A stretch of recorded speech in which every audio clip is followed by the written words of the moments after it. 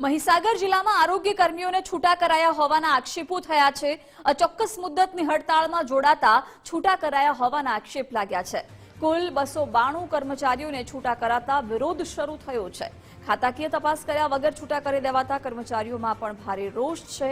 તંત્રે 5 દિવસની નોટિસ આપી પણ 5 દિવસ પહેલા જ છૂટા કરી દીધા।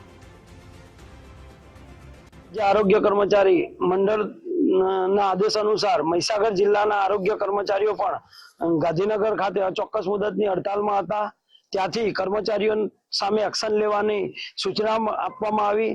ત્યાર પછી અમારા જિલ્લા વહીવટી તંત્રએ અમને 20 તારીખે ડાયરેક્ટ સેવા તૂટનો આદેશ કરી દીધો।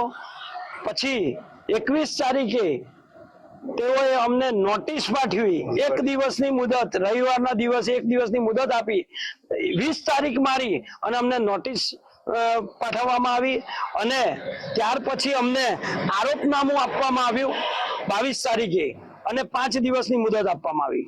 5 દિવસ પૂર્ણ નથી થયા એ પહેલા અમને ગઈકાલે અમારા 292 કર્મચારીઓને છૂટા કરી દેવામાં આવ્યા। જિલ્લામાં ઘણી બધી જગ્યાઓ ખાલી છે, બીજા ઘણા બધા વહીવટી કામો બાકી છે, છતાંય એ કામો કરવાનો એમના જોડે ટાઈમ નથી અને અચાનક જ એક જ રાતમાં 290 કર્મચારીઓને નોટિસ આપી દીધી છે અને અચાનક જ છૂટા કરી દીધા છે। એ બધા માટે એમને ટાઈમ મળ્યો છે, જ્યારે અમારા અનેક ઘણા વહીવટી કામો બાકી છે જેના માટે એમના જોડે ટાઈમ નથી।